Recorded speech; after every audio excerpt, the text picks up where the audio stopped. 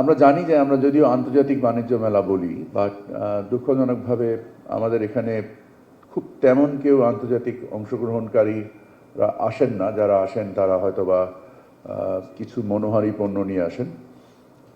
আসলে 1 মাস ব্যাপী একটা মেলায় অংশগ্রহণ করা একজন বিদেশি প্রতিষ্ঠানের জন্য খুব সহজতর নয়, যেহেতু দেশে পণ্য স্পেসিফিক বিভিন্ন ধরনের আন্তর্জাতিক মেলা হচ্ছে 2 দিন 3 দিন 5 দিন ব্যাপী। ওনারা অধিকাংশ ক্ষেত্রে সেই সব মেলাতেই অংশগ্রহণ করেন। বাট তারপরেও আমরা চাই, আন্তর্জাতিক সংযোগটা চাই। আপনারা নিশ্চয়ই জানেন, ব্যবসায়ী হিসেবে আমি আমার মন্ত্রণালয়ের পক্ষ থেকে আপনাদেরকে কিছু বিষয়ে সেন্সিটাইজ করতে চাই। যে আপনারা জানেন যে আমরা 2026 সালের নভেম্বর মাসে এলডিসি গ্র্যাজুয়েট হতে যাচ্ছি। এই এলডিসি গ্র্যাজুয়েট হওয়ার যে 3টে মৌলিক কোঅর্ডিনেট আছে, এই কোঅর্ডিনেটে আমরা প্রত্যেকটা কোঅর্ডিনেটে কোয়ালিফাই করি, এবং এই কোয়ালিফিকেশনের ফলে আমাদের স্থানীয় আমদানি আমাদেরকে উদার করতে হবে।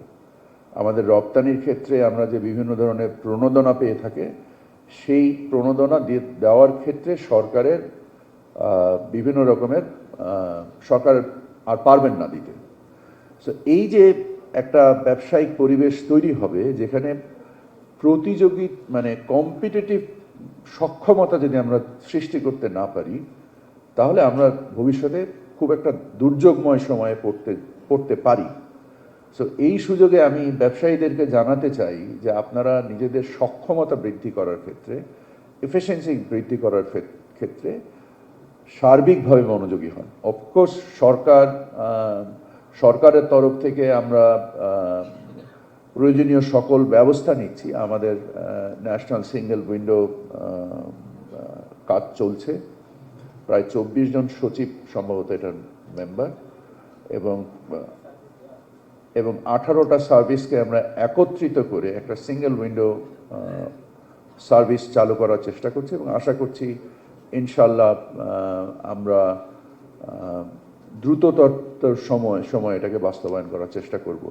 এই বর্ষপণ্যকে আরও কিভাবে প্রতিযোগী সক্ষম করা যায় এবং এর সক্ষমতা বৃদ্ধির কল্পে যে নীতি সহায়তার দরকার আছে, এই নীতি সহায়তার জন্য সরকার সার্বঙ্গীনভাবে কাজ করছেন।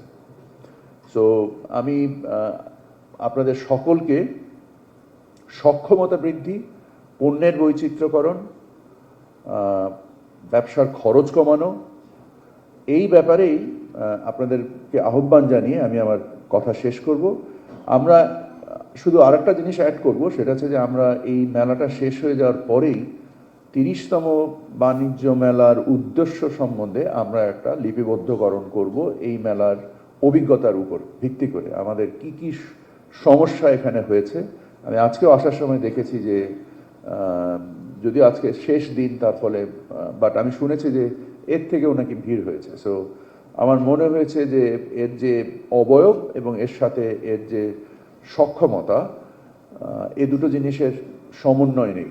সো এই জিনিসটাকে সমন্বয় করাটা যদিও ব্যয় সাপেক্ষ, কারণ যদি আমাদেরকে এর সক্ষমতা বৃদ্ধি করতে হয়, ভৌত অবকাঠামোগত যে ব্যয় প্রয়োজন হবে সেটা যথেষ্ট ব্যয় সাপেক্ষ বিষয় হবে। আমি জানি ইপিবি অলরেডি কিছু কাজ শুরু করেছে, বাট আমার মনে হয় সেটাও যথেষ্ট হবে না, যেটা আমি এখানে এসে বুঝতে পারছি।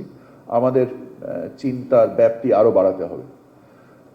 এর মধ্য থেকেই আমরা আগামীবারের মেলাকে আরও দৃষ্টিনন্দন, আরও যারা এখানে অংশগ্রহণ করবেন এবং দর্শনার্থীর জন্য আরও কিভাবে আমরা সহজ করতে পারি এবং আরও ট্রান্সপারেন্ট করতে পারি। এবছর আপনারা জানেন যে আমরা প্রচুর ডিজিটাল টেকনোলজি ব্যবহার করেছি ইন টার্মস অফ আমাদের মেলার বরাদ্দের ক্ষেত্রে, আমরা যাতায়াতের ক্ষেত্রে, আমাদের যে টয়লেটস পরিষ্কার করার ক্ষেত্রে, অনেক কিছুর ক্ষেত্রে আমরা অনেক ধরনের পদক্ষেপ নিয়েছি।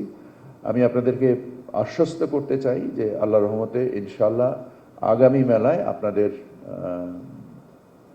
অভিজ্ঞতা এর থেকে ভালো হবে ইনশাআল্লাহ।